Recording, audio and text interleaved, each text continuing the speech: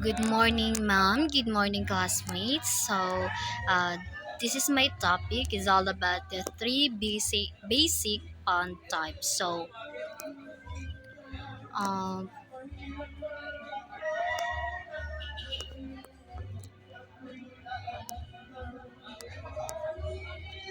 so one of the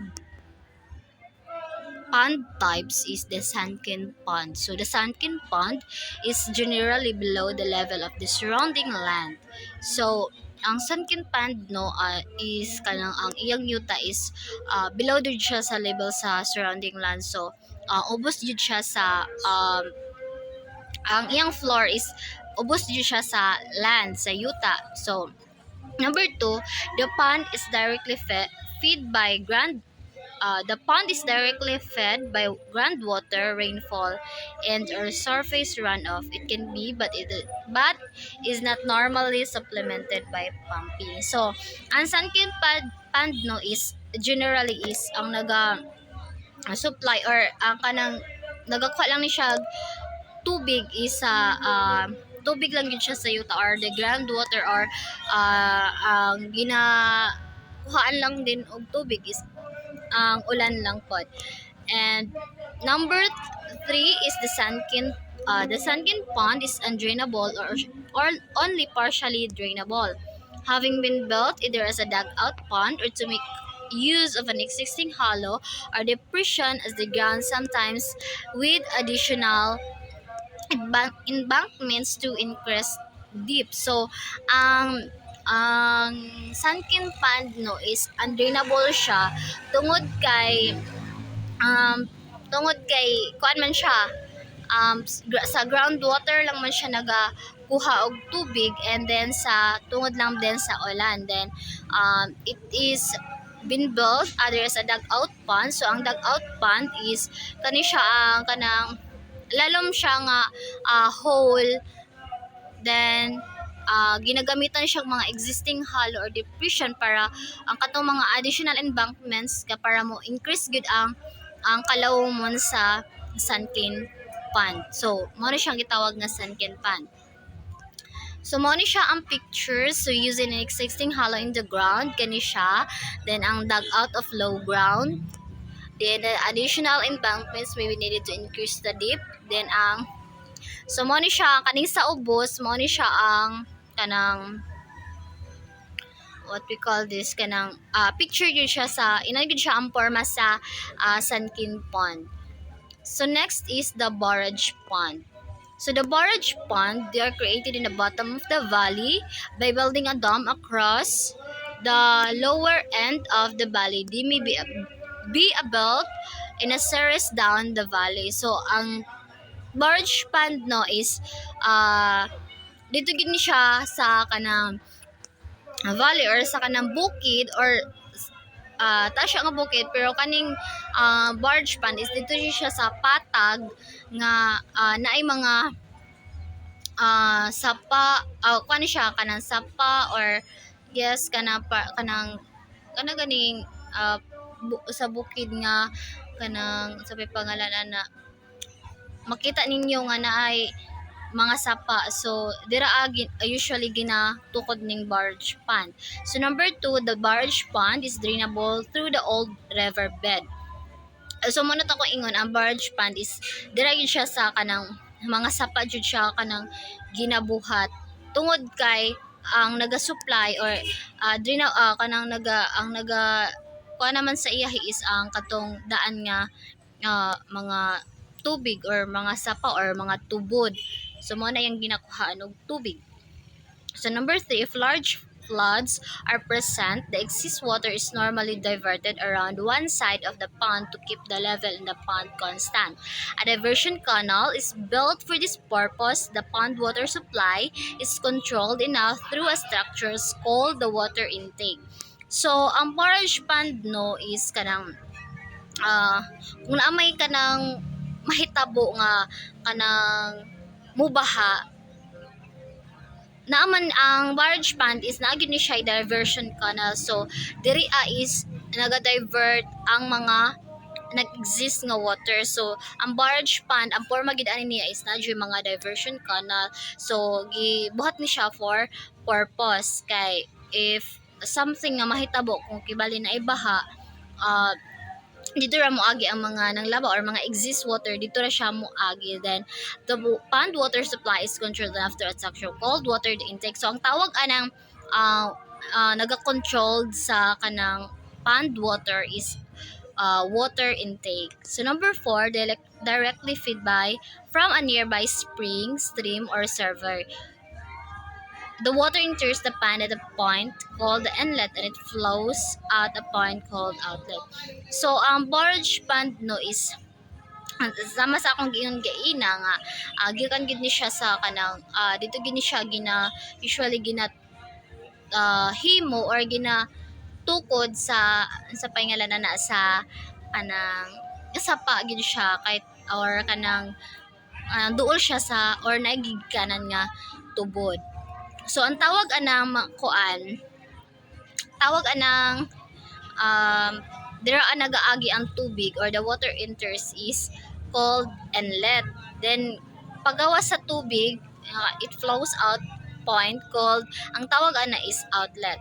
So number 5, to protect the dike from floods, a spillway should be built. So para ang katong dike ang dike sa pond is maprotektahan siya, dili siya maunsa is kailangan siya na spillway nga ihimuon aning barrage pond. So next, mo ni siya ang picture. So kaning una nga picture mo ni siya ang larger stream. Then mo na ni akong giingon ang water intake, diri nagikan ang tubig. Tas kaniod ang akong ingon giina is ang barrage pond is nagid siya diversion canal. So mao ni siya ang diversion canal kay nasa kilid. Then mao ni siya ang dam, then ang outlet katong gawsanan sa tubig. So the same lang gyapon sa pikas nga picture is kanang na diri ang spillway and overflow. So kung mag-overflow aman ang tubig is naman siya gina what we call this kanang gitukod nga or gihimo nga spillway. So dira pod siya moagi lahi pod taon sa diversion canal. So kaning sa ubos mo ni gid siya ang picture sa barrage pond.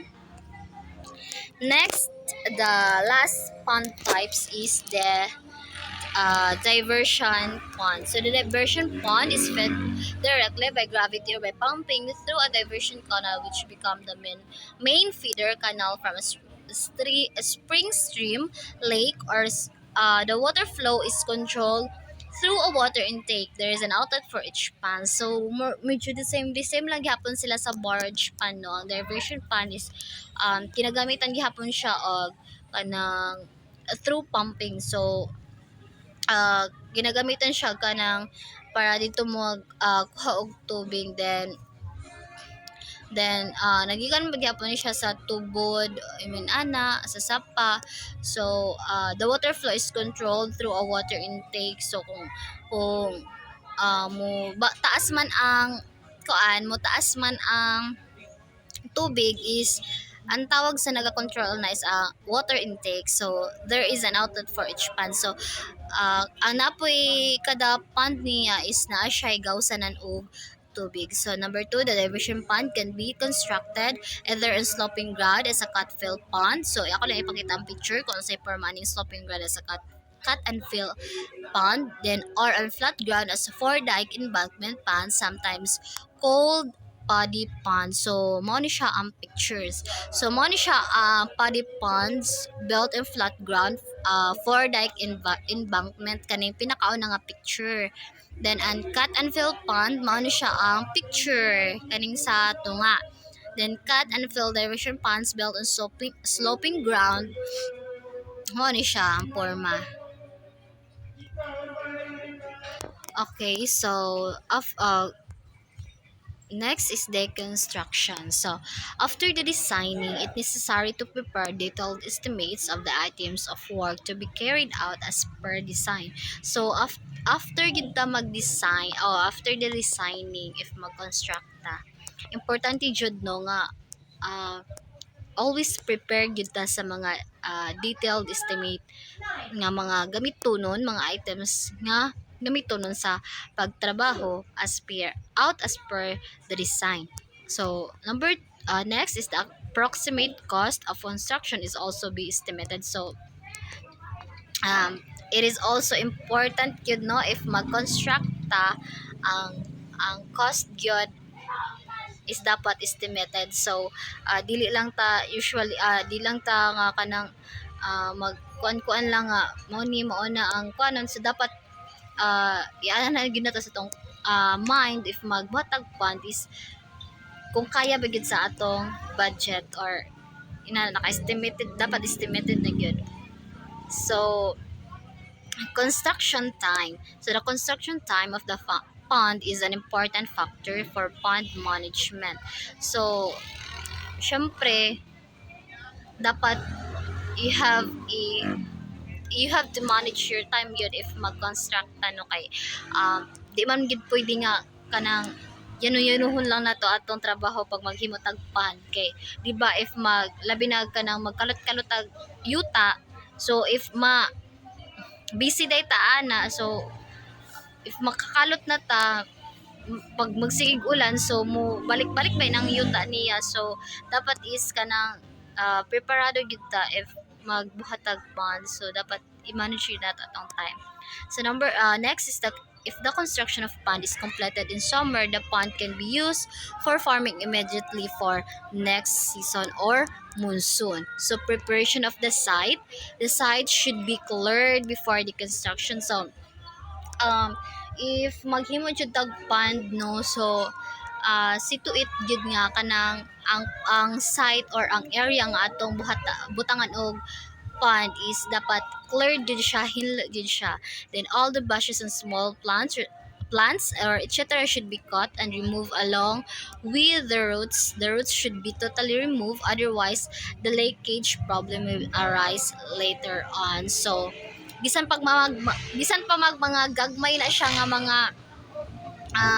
bisan pa man mga gagmay na nga plants is kailangan jud siya nga kanang tanggalon, because kay di ba if dili makakuha to iyang gamot gani is mukuan ra man gihapon siya mutubo. So dapat hinlo gid ang imong site or imong area nga kuanan buhatan og pond. Then if there are any trees near the construction site, it is better to cut the branches over changing the ponds so that the sunlight is not blocked and the leaves do not into the water. So if ang trees if daghay kahoy sa inyong sa imong tukaran og pond is dapat imo na jud ng putlon kay kana man pud ang maka tambon, so dili makasulod dili maigo og sunlight ang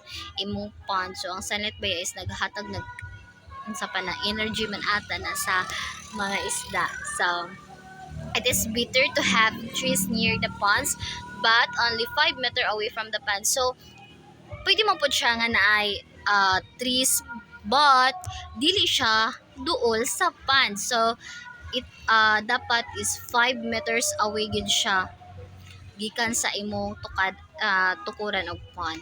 So mark out the pond. So first is when the pond area is cleaned, it is necessary to mark the outlines of the pond and dike. So kung hinlo na imong area na humanan ni siya nimo og hinlo, so dapat isunod imong buhat is to mark the outlines of the pond and dike. So imong butangan og mga marka ang katong mga dike. So next is mark out the main wall or dike and other walls with stakes.